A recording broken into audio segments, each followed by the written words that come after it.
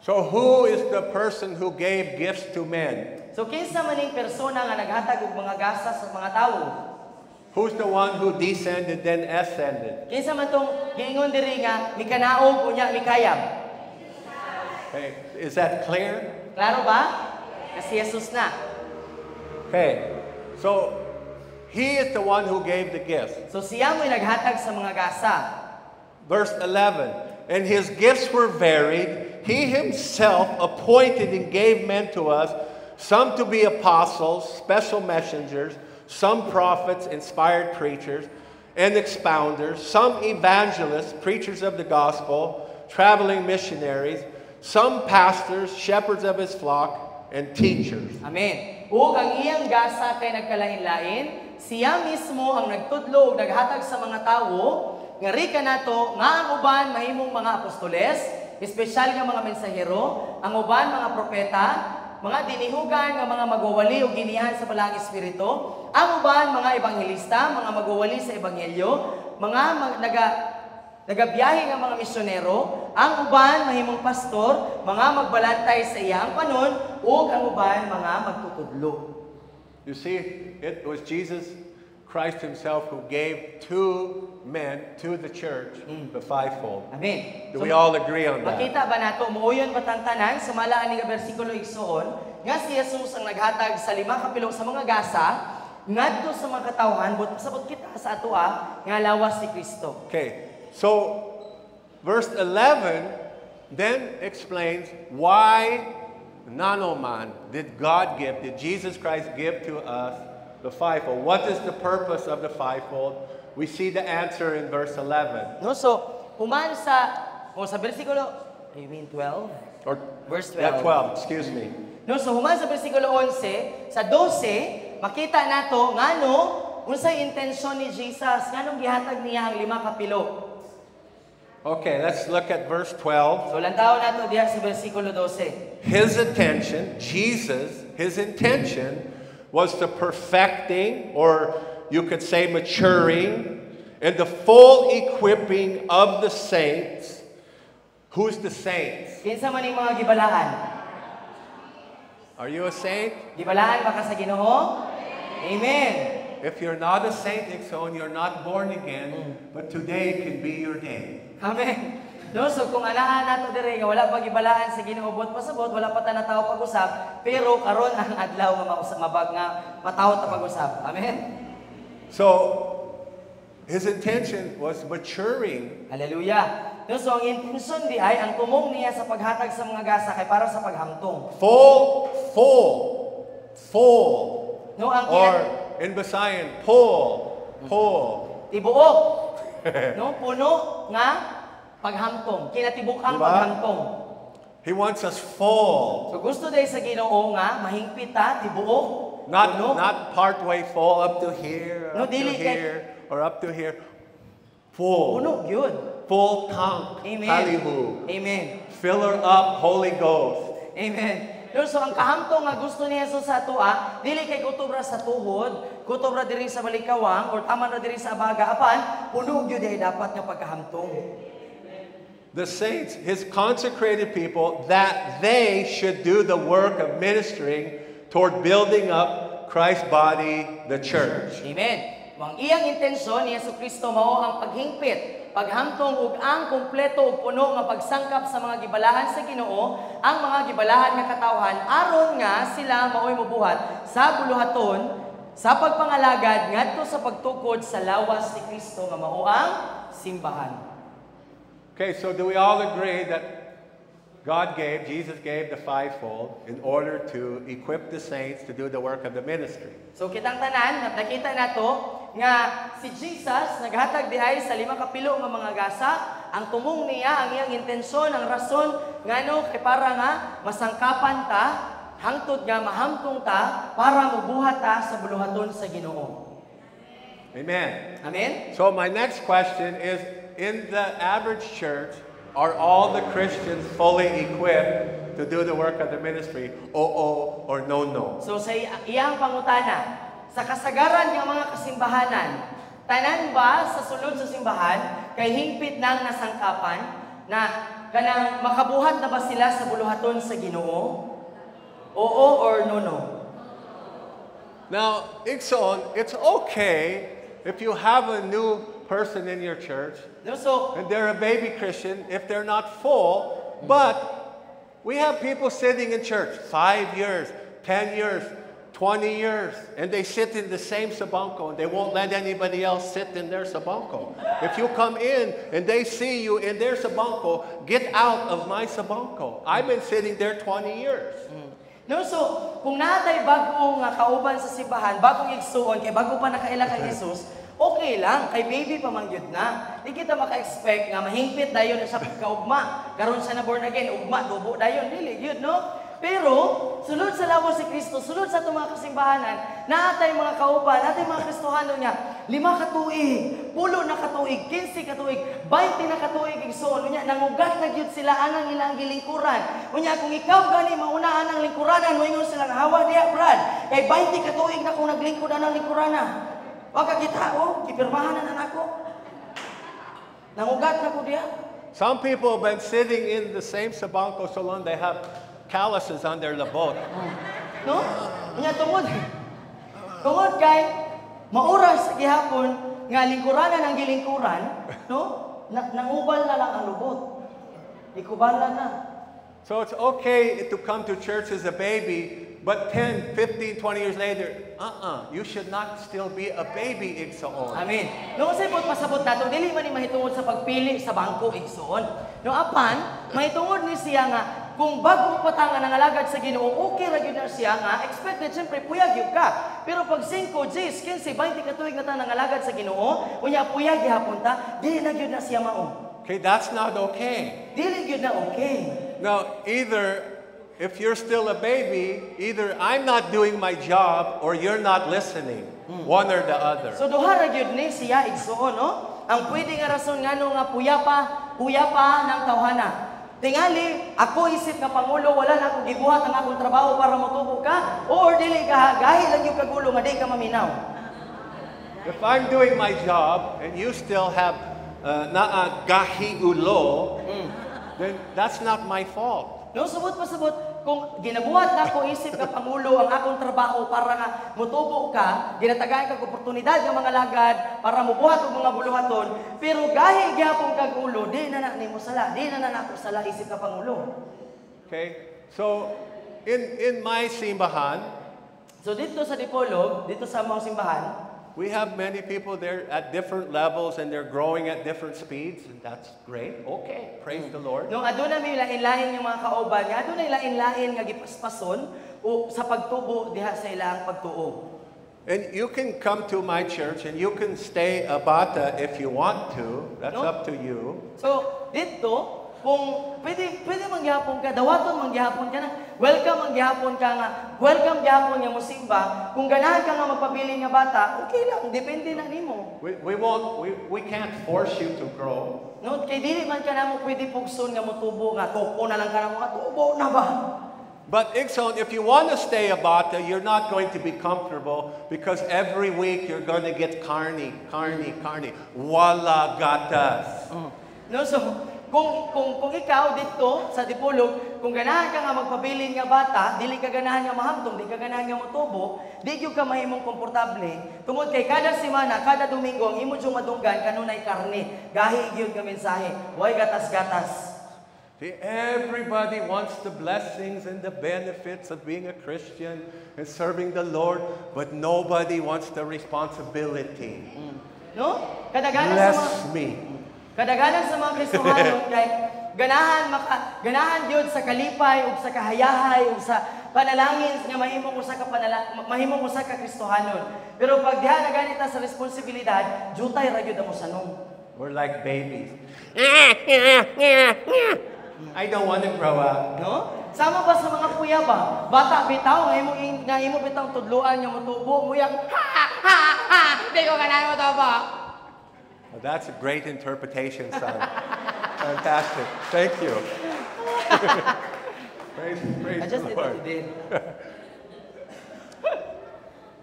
So, when God gave the fivefold to equip the saints to do the work of the ministry, The problem in the body of Christ is very few are equipped in doing the ministry because they say, that's not my job. Oh. No, so, sa diha nga gihatag sa Ginoo ang 5 ka pilo, ang iyang intensyon, kay para nga, masangkapan ang tanang Kristohanon nga makabuhat sa buluhaton sa Ginoo. Nang karon ang problema, kay dili man tanan, nasangkapan na nga mubuhat sa buluhaton sa Ginoo. Kaya naman, kasagaran sa mga Kristohanon mo ingon niya, ay, di man na ako trabaho. You pastors, you ever heard this one? Nakadungog na mo ana mga pastor? And I need you to do this for me. No? I'm not a pastor.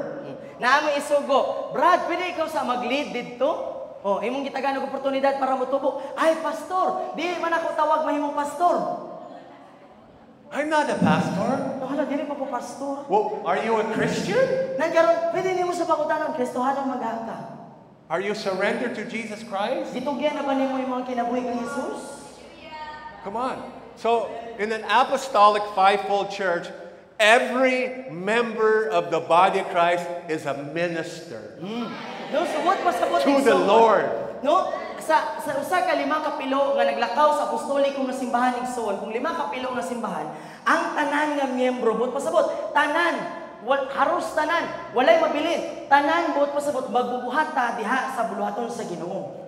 God, if you're born again and you're filled with the Holy Spirit, you have been given gifts from the Lord. Amen. No, kay kung natawo ta pag-usab, dayon gipuno ta sa balaang espiritu igsuon, ang tanan nga Kristohanon, tanan nga natawo pag-usab ug gipuno sa balaang espiritu, gitagaan ta og gasa sa Ginoo. Naa kay gasa gikan sa Ginoo. And our job as leaders is to help the body of Christ discover their gifts and grow in their gifts and express their gifts. Amen. No, trabaho nato nga mga pangulo igsuon sa lawas si Kristo nga ato ang tabangan, ang atong mga kauban sa simbahan nga mahibaw-an nila unsa diay ang ilang gibugaton, unsa ilang gasa, asa sila gigasahan sa Ginoo, tagaan og oportunidad nga mapadayag nila unsa ang gasa sa Ginoo nga gibutang sa ila. Diba? Tama? If you're a pastor here, so kung ikaw pastor ka dire, you got a really hard job. You got a tough job. no, dili lang diri ha, pan diri gyud sa Pilipinas ato lisod ang inyong trabaho. Diba? Diba? Pag pastor, No naman.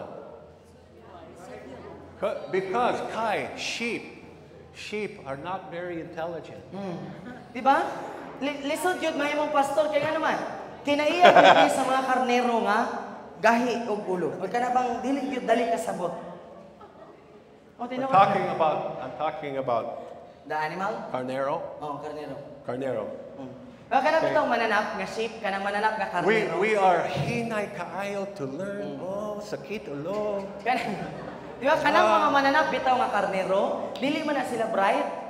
Muna, di ba, gihulagway ta sa Biblia nga sama ta sa mga karnero. Oh, so nakasabot na mo. No, so muna mga karnero, kini ato mga giatiman, kanang inyong mga giatiman ba, no? Usahay ba kay mo tudlo ka, di masaktan. Ay, ulo, makana kang, ay, sakit akong ulo. If your pastor's trying to raise up and mature your flock, it's like raising children.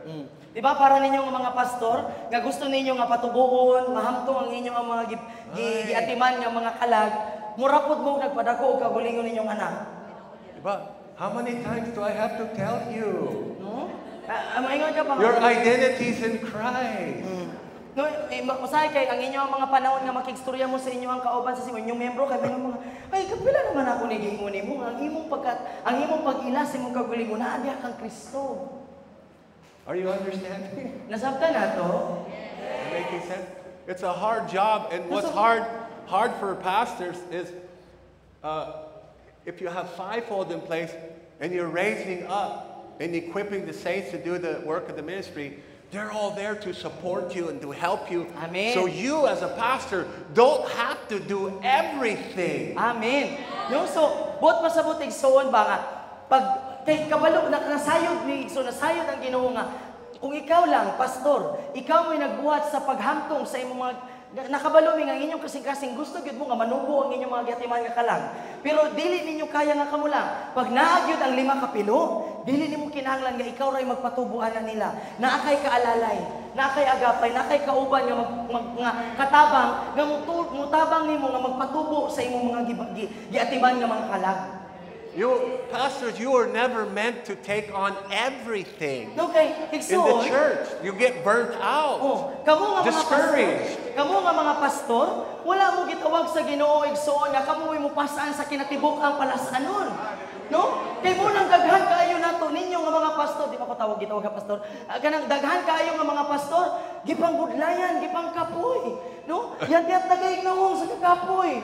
Ano man na? No naniwang na lang, yahong na lang namo magis sa consumption. No? Maupaw. Kundi man gani mamuti ang buhok, maupaw. Mabaha. Kaya ano man, nabugatan, kamuray gabudlay. Imo ang wali, ikaw pa'y kuskus. Now listen, I want you to be honest with me. I want you all to be honest with me. No? Gusto na to nga magmatinod-anon tang tanan dire, okay? Okay. How many of you got up Sunday morning to go to church and you looked at your asawa or you looked at your bana and said, I don't feel like going to church today. Tinuod na, no? No? Bisan pag mga alagad ta sa Ginoo, kanang tinuod, walay char. No? Dili ta mamakak dire kay simbahan man eh. No? Pila man ninyo dire nga inigmata ninyo sa buntag madomingo dili biya sa tanang domingo nga dasig ta. Na ay mga domingo inigmumata bitaw ta din lantaw nimo sa imong bana, lantaw nimo sa imong asawa, lantaw nimo sa imong anak.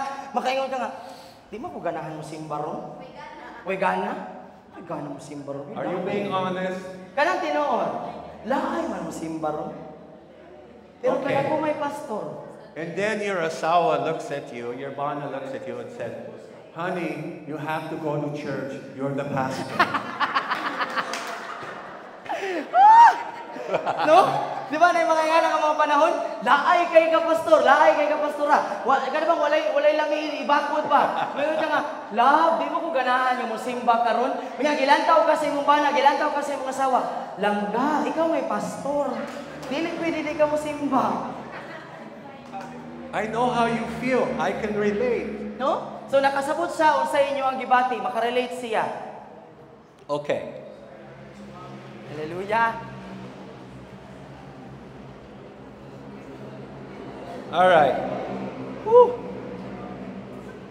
Verse 13. Sa 13. So we see that Jesus gave the gifts, gave the fivefold, and the purpose was to perfect and mature and equip the saints to do the work of the ministry. Verse 13, that it might develop, it meaning the church, until we all attain oneness in the faith and in the comprehension and the full and accurate knowledge of the Son of God, that we might arrive at really mature manhood, the completeness of personality, which is nothing less than the standard height of Christ's own perfection, the measure of the stature of the fullness of Christ, and the completeness found in Him. Hallelujah. So diha sa 13, so nakita nato ganihan no nga gihatag ang 5 kapilo alang sa pagsangkap ug sa Amen. pagbansay sa tanan nga gibalaan sa Ginoo para makabuhat ta sa buluhaton sa Ginoo. No, buot pasabot para nga ang tanan, dili lang mga pastor ang mubuhat sa buluhaton sa Ginoo. Para hangtod nga kini motubo, hangtod nga ang tanan muabot sa pagkaiusa sa pagtuo ug ngadto sa pagpanabot sa tibuok ug insaktong kahibalo ug pag-ila sa anak sa Dios hangtod nga kita makakabot sa tinuod gayud nga pagkahangtong sa atong pagkatawo ang pagkakumpleto sa personalidad nga walay lain gawas lamang sa sumbanan nga mao si Kristo Jesus ug ang iyaang pagkahingpit. Ang sukdanan sa kahingpitan diha sa pagkahingpit ni Kristo ug ang pagkakumpleto nga makakaplagan diha lamang sa iya. Okay, Ikson, according to verse 13, what does maturity look like? No, so sumala ani nga bersikulo 13 igsoon, unsa daw itsura sa pagkahangtong? Unsa man? Complete, fully. Who do Jesus they look Christ. like? Nothing less. Nothing No? less than Jesus Christ. Subot, That's pasabot. maturity. Pasabot day nato igsuon nga ang atong tumo ngano diay gihatag ang 5 kapilo kay hangtod nga moabot ang punto nga mahangtong ta sama sa pagkahangtong ni Jesucristo. Wala lain pang sumbanan. This is what's available to every saint of God. No, unsay buot pasabutan ni igsuon? Available ni siya para natong tanan. Apil sa atong mga miyembro. para sa tanan ng pagkahamtong. Are you saying that? Do you understand? Nakita ba nato na igsoon? Nasabtan nato? Hello, are you home? Napa mo diri? Gikapoy mo? Ikapoy mo? Already? Are you there? Napa mo diha? Hallelujah. Do you see what I see in the scripture? That's what I want to know. No, makita ba ninyo igsoon sa iyang nakita sa kasulatan? What Yes. does maturity look like? Then you have to ask yourself, in the average church, are we there yet? No, so sa diha nga makita nato igsoon nga mo din itsura sa pagkahamtong nga mapareha ko ni Jesucristo. Mapareha mi ni Jesucristo ang tanan, no? Nan karon pangutanan nato tong kaugalingon. Ang kasagaran nga mga Kristohanon sa mga kasimbahanan, nakabot na ba ni? Are we there? Oh, or no? Nakabot na ba nato ni? Wala pa no? Wala pa. We got some of them, they're thinking. I'm both loud. I don't know. Let me think about that some more. Yeah. Okay. So the purpose of the reason Jesus gave fivefold was to mature the saints, and you cannot mature the saints. I am absolutely convinced, according to the Word of God, in my understanding, that a pastor by themselves cannot mature the saints to the level the fivefold together can. No, so sumala sa bersikulo igsoon nga ato nakita, makita nato nga anong gihatag yun ang 5 kapilo kay ang tumong para nga maghamtong ta sa samang pamaagi nga si Jesucristo hamtong, mapareha ta sa pagkahamtong ni Jesucristo. Buot pasabot kung gihatag ang 5 kapilo, nagpasabot ko din siya igsoon nga kung kita lang ang mga pastor, dili nato kaya nga dalhon sa pagkahamtong ang atong mga katawhan kung naatay kauban nga lahi pa nga mga tawag diha sa 5 kapilo para nga madalan nato sila diha sa kahimpitan nga sama ni Kristo. You understand it so on? Nasabtan nato.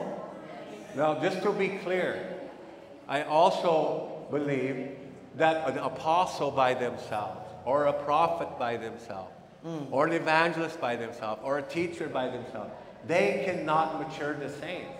We need to work together, all 5 working together, Amen. to equip the saints. Go ahead, because I have a lot more to say. So, masaypot pasabot nato igsoon, dili ni siya para pagbira pa ubos sa mga pastor. Ang atong bot pasabot nga kung isa lang sa 5 ang naa igsoon, dili gyud kaya hamtumon ang lawas ni Kristo. No, dili gyud kaya kung apostol lang ang naa, dili mahangtong ang lawas si Kristo. Kung propeta lang pud ang naa, dili mahangtong ang lawas si Kristo. Kung magtutudlo lang ang naa, dili gihapon mahangtong ang lawas si Kristo. Kung pastor lang ang naa, kung ebanghelista lang ang naa, dili mahangtong ang lawas si Kristo. Unsay pud pasabot? Gikinahanglan nato ang tanan nga 5 nga magtinabangayo magkahiusa para matabangan nato ang lawas si Kristo nga mutubo ngadto sa kahimpitan nga sama ni Jesucristo. So Jesus never intended for one gift to do everything, ever. Never intended that. No, kaya ang kasing-kasing ni Jesus, dili niya gusto nga isa lang yun kagasa ang mag-operate, ang mamuhat sa tanan. Nga siya ray magbudlay, siya ray magpasan sa tanan gibugaton. The pastor is extremely important, but they need the apostle, prophet, teacher, and evangelist. They need each other. Grabe ka importante ang mga pastor. Nung gikinahanglan kaayo nato ang mga pastor, pero nagkinahanglan po ng mga pastor sa apostol, propeta, evangelista, magtutudlo. But one gift is not more important than any other gift. They're all needed to work together, igsoon. Pero igsoon, dili bud pasabot nga kini nga gasa mas importante kaysa ani nga gasa.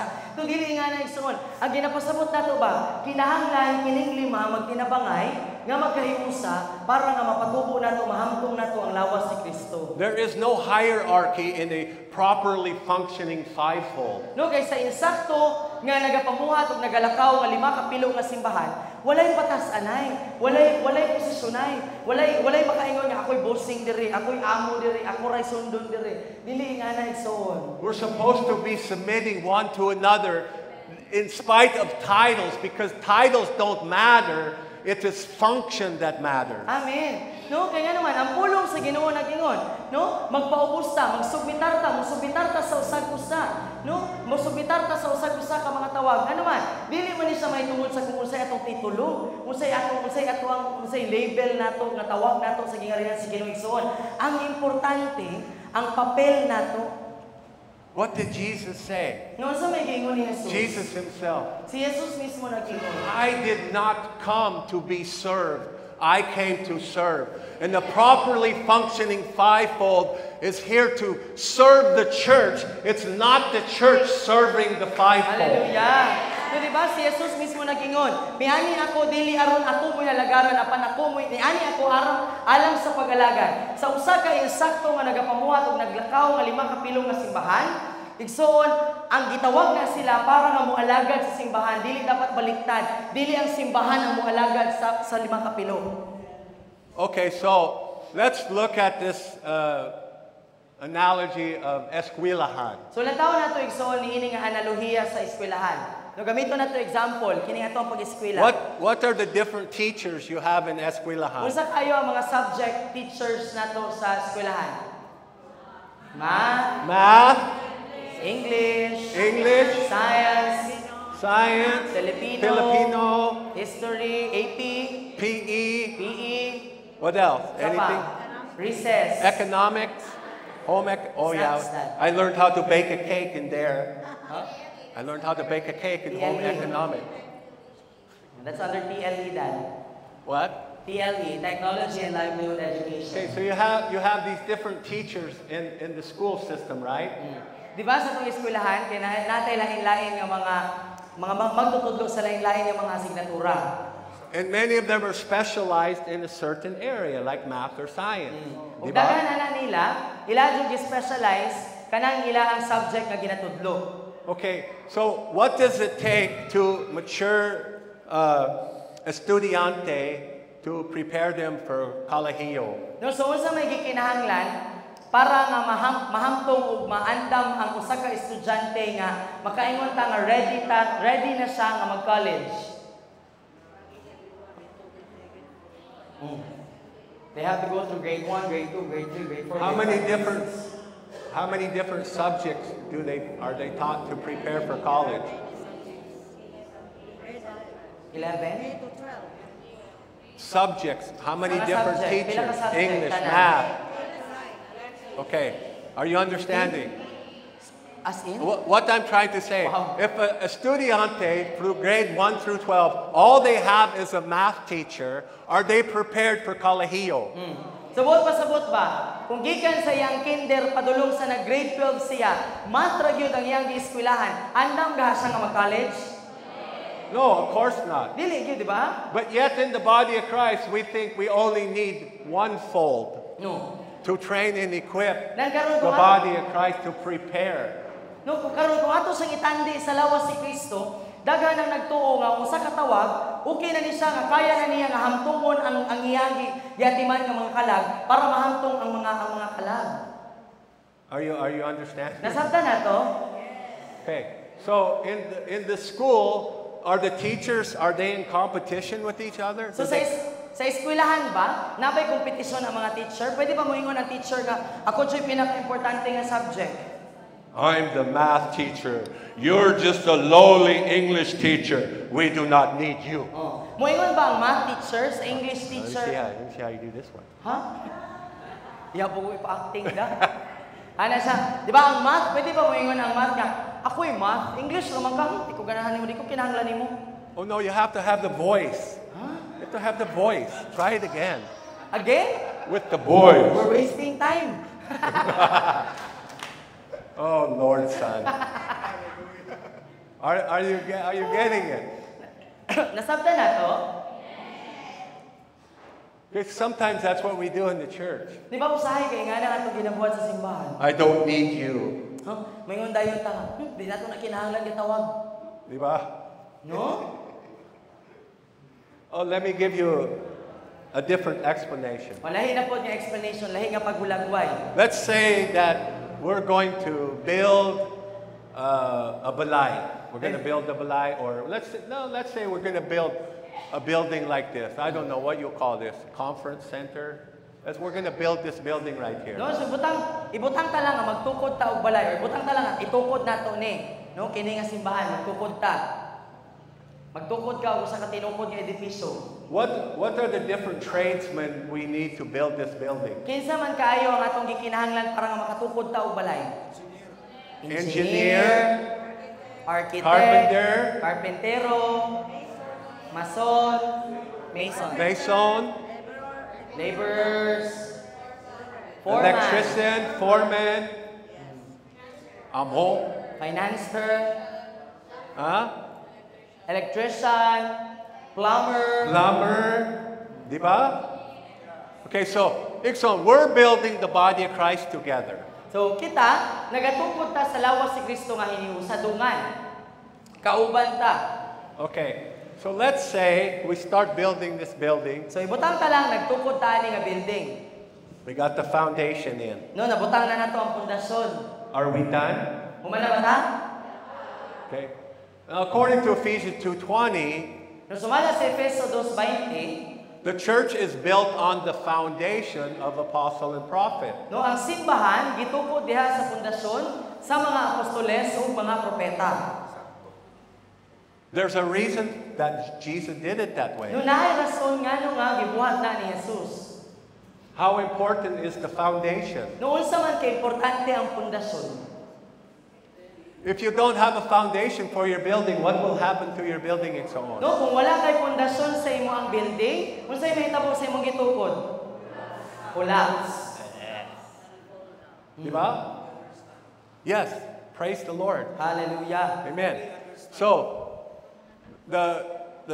it's God who said the foundation is built on apostles and prophets. And what does everybody do on the foundation? I'm sorry?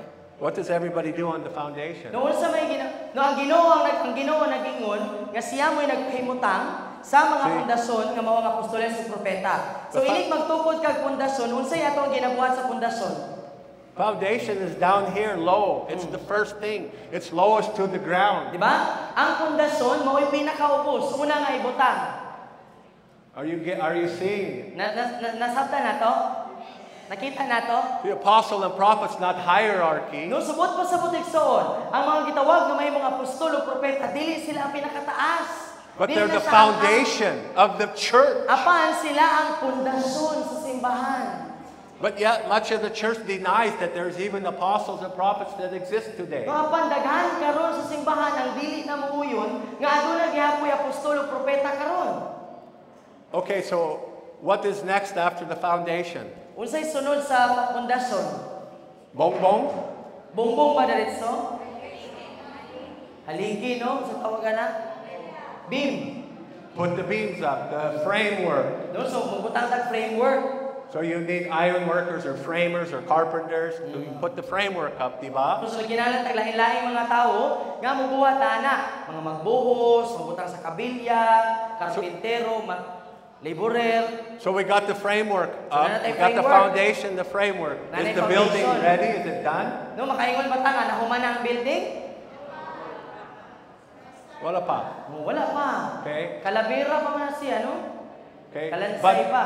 But the question is, did the concrete people who put the foundation in, are they the iron workers? Are they the framers?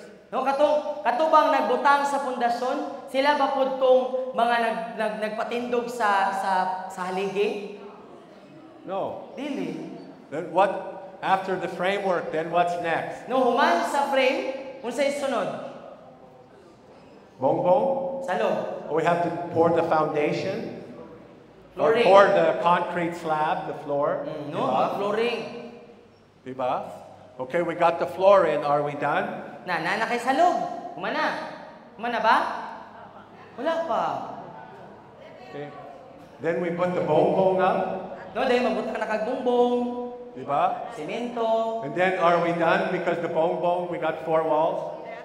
Nahuman na ka, sa upat nimo ka, upat ka bongbong. See, so this is like trying to build the church with one fold. Na-imagine na igsoon nga nagtukod ta og balay, ingani pud sa nga nagtukod ta sa simbahan, nga usa ra ka pilo, usa ra ka tawag. I got this beautiful floor and I got beautiful bongbong. Nindot kayo But po sa I don't know if you notice, but in the Philippines, ulang kaayo.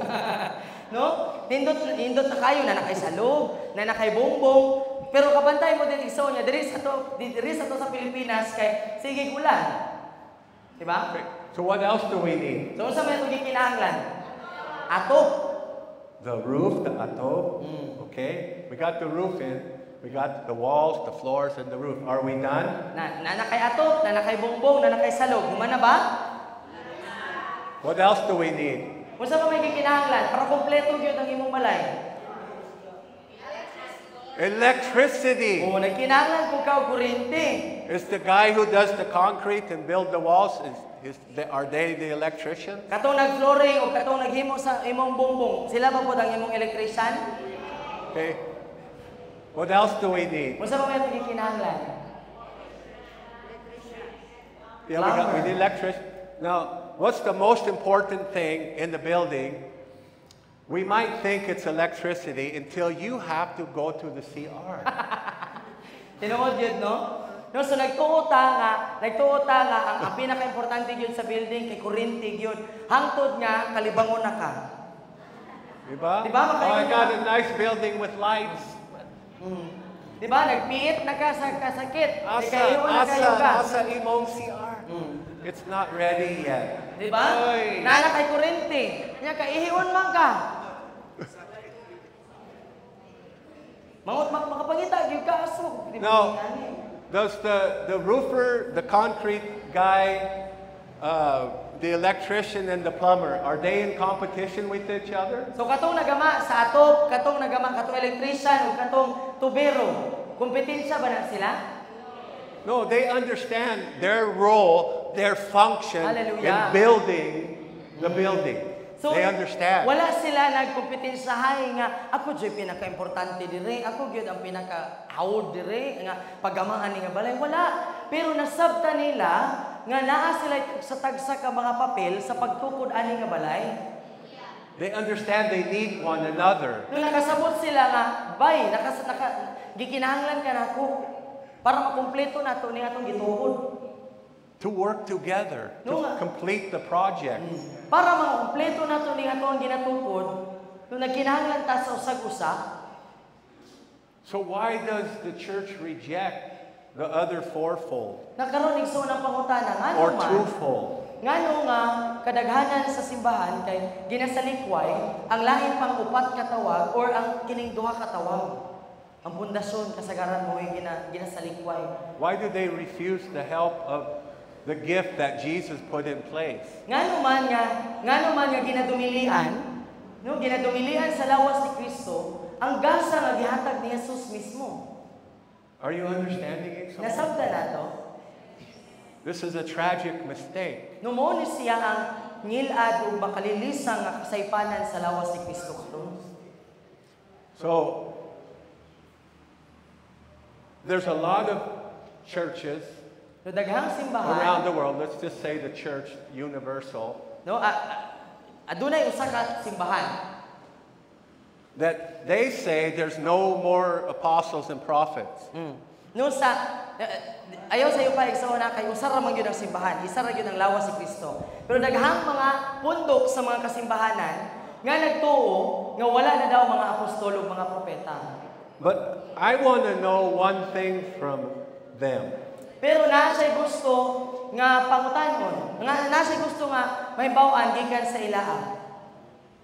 I know what they use for scriptural support, Kabalo siya unsay ginagamit nila nga bersikulo para nga ikasuportahan ang ilahang teolohiya, to say there's no apostles and prophets anymore. para nga makaingon sila nga wala na apostol ug propeta. But I want to know who decided that today we need pastors but not apostles and prophets. No, so ang Who decided that? gusto niya mahibaw-an kay kinsa may nagbuot, kinsay nag-ingon nga pastor na lang ang atong gikinahanglan, wala na ta nagkinahanglan sa apostol ug mga propeta. Kinsay ni desisyon? Why is pastor still here, and maybe for some evangelists and maybe teacher, why are they still here? But the apostle and prophet, the very foundation, according to Ephesians 2:20, is not allowed. Why is that? No, so makapangutana mo sa inyong mga kaugalingon, mga pastor, nga nganong ako na lang man ang nabilin sa 5 kapilo. asa naman itong mga lain pang gitawag sa Ginoo nga apostol o propeta? Asa naman ang mga magtutudlo ug ang mga ebanghelista? What scriptures support the passing away of apostle and prophet but not pastor? Noon sa man ang bersikulo nga musuporta nga wala na ang mga apostol o propeta. Hello, Ayo. Ay. Guba na. Christine, if you're awake. Yang gilantaw kung gamata Okay, pa daw ta. so we'll go back to this scripture again. Kaya balikan nato ning bersikulo. God gave the fivefold No, ang Ginoo naghatag sa 5 ka pilo. for the purpose of equipping the saints to do the work of the ministry. Nga ang tumong kay para nga masangkapan ug mabansay ta nga mubuhat sa buluhaton sa Ginoo. And the key word in some translations up there, it says until. Until. No, ang yawi nato diri igsoon nga pulong kay kanang pulong nga until or hangtod. Right? Is that in some of your Bibles, verse 13? Does it start with until? No, naa pa diha sa inyo ang Biblia naay kuan word nga until or hangtod. Until what? Hangtod? Until or that it might develop. Oh. Okay, so we already agreed what this means, this verse. And we already agreed that when I asked you, are we there yet? You said no. No, so kitang tanan ni uyon nga nasabtan nato ni nga bersikulo ug kitang tanan pod ni uyon sa diha nga gipangutanan tang tanan nga nakabuot na ba nato ni kitang tanan ni ingon nga wala pa. So, Ixon, if we admit that we haven't arrived at full mature manhood yet, So kung atong kung miuyon ta, kung muingon ta nga, kung muingon ta karon nga wala pa gyud nato ni nakabot ang kahingpitan sa atong pagkatao, ang kahingpitan sa atong pagkaalagad. and the fivefold was given until we reach maturity, Ug kung gihatag igsoon, di ba? Sumala sa bersikulo, gihatag ang 5 ka pilo hangtod nga makabot nato ni. then why do some reject the apostle and prophet? Ngano man nga gisalikway na karon ang mga apostoles ug propeta. Hello, am I making sense? Nasabtan nato Hello, are you there? nga kung niingon ba nga gihatag ang 5 ka pilo hangtod nga makabot, wala pa man nato ni nakabot. Do you see it, Ixon? Makita ba nato? Does this make sense to you? No, nakuha nato, na-gets nato, na-connect nato igsoon. We need the fivefold working together to build the body of Christ, No, Ixon. nagkibot pa sa butana igsoon ba? Di kinahanglan nato ang tanan nga 5, dili lang isa, duha, tulo, 5 gyud ang 5 nga magtinabangay para nga makabot nato ning giingon diri nga hangtod nga makabot nato.